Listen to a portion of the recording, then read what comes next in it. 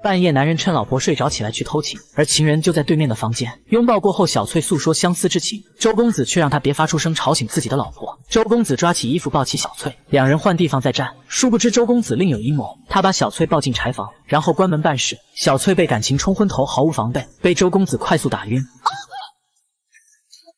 人在了，出来吧。原来女人名叫宋引章，是名动一时的青楼花魁。在一次偶然的机会，她被周舍看中，更是不惜豪掷千金为她捧场。这般阔绰与殷勤，让引章不由得对她刮目相看。此后，周舍更是步步为营，设下温柔陷阱，引章不知不觉间深陷其中，渐渐萌生要嫁与他的念头。没过多久，周舍便端着一盘银子，当着宋妈妈的面向引章提亲。周舍向宋妈妈承诺，会一生一世疼爱引章。引章听闻此话，满脸藏不住的喜色。宋妈妈看着两人两情相悦，只得同意了这桩婚事。随后，二人来到万香楼，将订婚的消息告知于众。一时间，众人都纷纷跑出来凑热闹。此时，盼儿为接济安秀时，便找了个请他代写书信的由头，同他在房间里商讨书信内容。两人讨论的热火朝天之际，丫鬟突然进来报信：宋小姐和周相公要定亲了，今晚在大堂里撒花红呢。一听到事关引章，安秀时便坐不住了，急不可耐要出去瞅瞅。盼儿还想找借口把他留下来，谁料这时传来引章的歌声。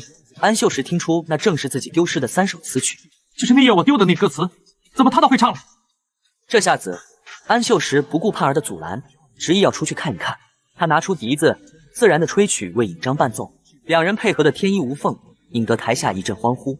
一曲结束，他询问引章是从哪里得到的词曲，引章一脸茫然看向周舍。周舍忙不迭起身反咬安秀时：什么歌词是你写的？明明是周公子写的，献给我家小姐的。你哪儿写的？当夜写完，当夜就丢了。你以为天底下就你一个人会写歌词吗？是你写的怎么样？不是你写的又能怎么样？经这一番对峙，安秀时终于看清周舍的真面目，便提醒引章，像周舍这般道貌岸然的伪君子，不值得将一生托付于他。提及引章，周舍急眼了，他上前拉走引章，知晓安秀时拿不出证据，便反过来诬陷他是爱慕引章不得而故意搅乱自己和引章的婚事。矛头直指安秀时，在周舍的引导下，众人都叫嚣着让他拿出证据。底稿已经被周舍顺走，唯一的证据便是知晓自己丢了词曲的盼儿。安秀时寄希望于盼儿，希望他能为自己作证。在安秀时饱含期待的目光中，盼儿纠结许久才说出自己的证词。什么歌词？我从来没听说过。盼儿因为私心撒了谎，慌乱离开现场。安秀时被众人嘲笑，周舍也得意洋洋嘲讽他。安秀时想不通，本来是自己占理的事情，结果却变成了这样。他失魂落魄地离开万香楼，临走之际，再一次提醒引章小心眼前人。然而宋引章并没有把安秀时的话放在心上，引章就这样草率地同意了婚事。殊不知，他的噩梦即将开始。引章满心欢喜嫁给心上人，洞房花烛夜四目相对，他笑得满脸娇羞，眉宇间是藏不住的幸福。然而现在他有多幸福，以后就有多痛苦。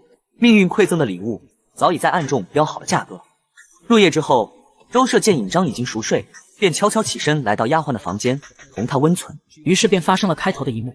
随后角落里走出一个老头，老头夸赞周公子办事干脆利落，把手上的50两银子递给周公子。周公子真是坏到骨子里，把丫鬟玩腻了，还把人卖给糟老头。次日一早，引章就发现丫鬟不见了，毕竟是从小一起长大的情谊，引章急得不行。他拜托周舍帮忙寻找，然而周舍却露出了本来面目。如今的引章无依无靠，孤身一人，他也不必再装深情公子。一股恐惧涌上心头，引章嚷嚷着要回家，周舍怎么可能同意放他走，还放话说要利用他赚钱。引章情绪崩溃，被周舍打晕，抱上了马车。周舍把引章带回了家，他家里还豢养着几十个貌美如花的女子，都是他用同样的手段骗回来的。周舍利用这些女子勾引富商赚钱，自己则坐享其成。引章还想用夫妻情谊说服周舍给自己一封休书放了自己，并承诺会还给他双倍彩礼。谁料周舍只认银子不认情分。晚上，周舍让小老婆来劝说引章，两人交谈间得知，周舍表面上是开客栈的，实际上却是黑店。他伙同小老婆们玩仙人跳敲诈住店的富商，这些男人都好面子又怕惹麻烦上身，通常都会选择用银钱了事。羊入虎口，引章后悔不迭，他不想成为任人摆布的工具，便想用上吊来结束后半生的悲剧。可周舍及时发现并救下了他，引章生不得也死不了，他只能苦苦哀求，可周舍压根不为所动。我告诉你，我是无论如何也不会让你死的。你要是不听我的话，我会让你求死无门，求生无路。为了逼迫尹章妥协，周舍缩减了他的吃穿用度，还让他做些粗使活计。本以为就这样孤独无望的度过余生，谁料事情出现了转机。这天，周舍的小老婆浑身是伤，逃到尹章这里。尹章从周舍的小老婆那里得知可以托客人为自己送信，便生出了自救的主意。晚上，他假装顺从，将自己装扮得美艳动人。如此美人，谁能不动心？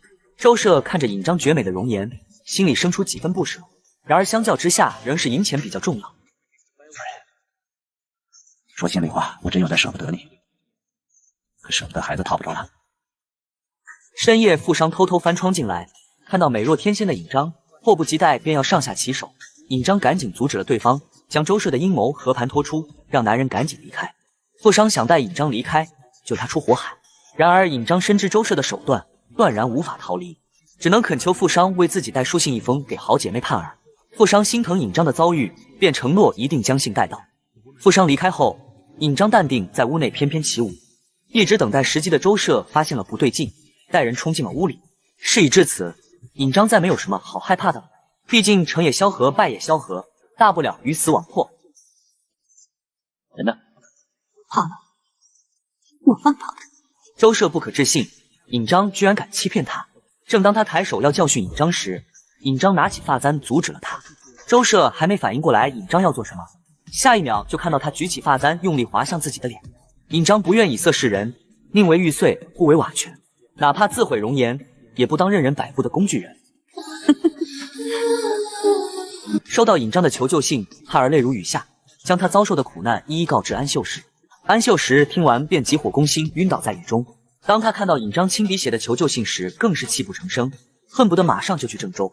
可他一穷二白，拿什么救尹章呢？其实盼儿不忍看姐妹受苦，早就想好了对策，还制定了一套详细的营救方案。盼儿打算以身作饵，决心亲自前去搭救尹章。几天后，周舍的客栈来了2辆马车，车主正是装扮成富家千金的盼儿。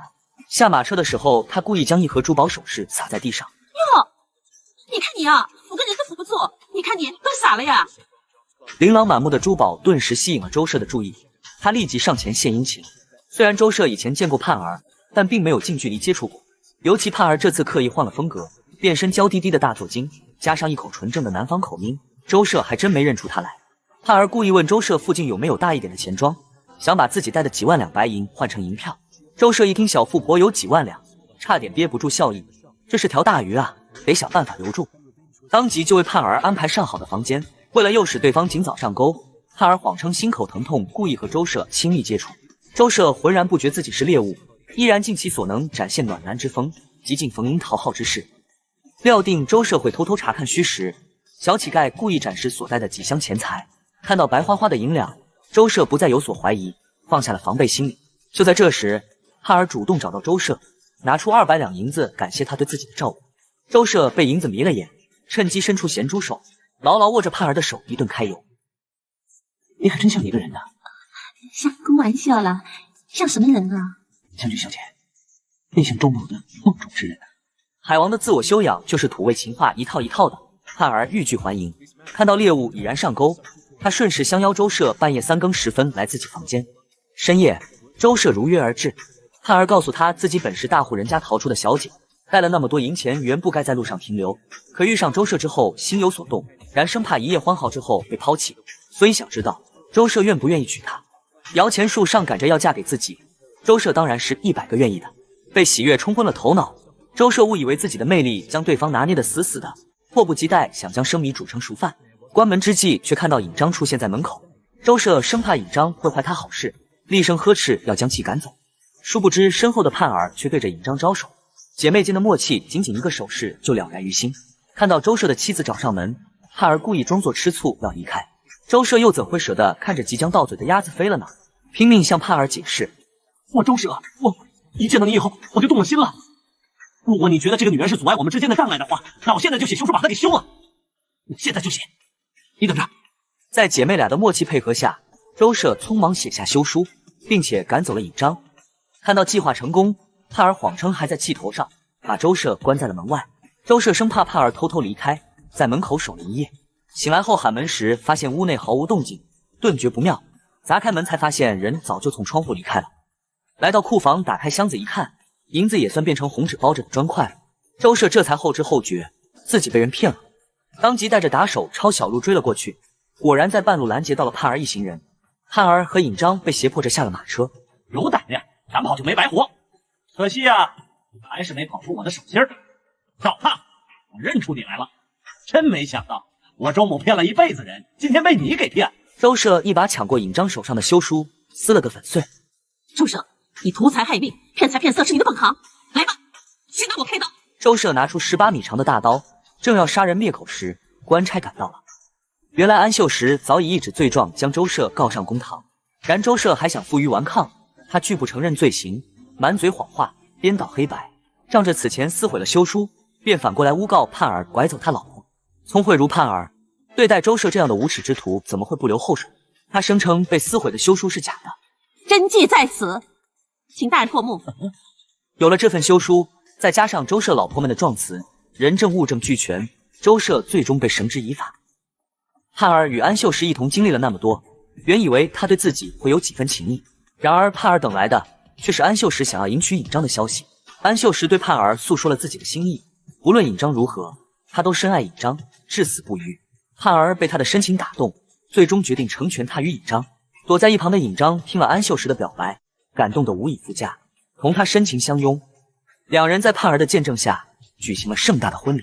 好姐妹找到幸福归宿，盼儿自然是开心的，可她转过身却潸然泪下，因为她的辛酸暗恋也就此终结。不过盼儿从未后悔，毕竟她也争取过，努力过，就算没有爱情，她也仍然是那个强大的、独立的、自信的美丽女人。爱情不是生命里的必需品，快乐和活着才是最重要的。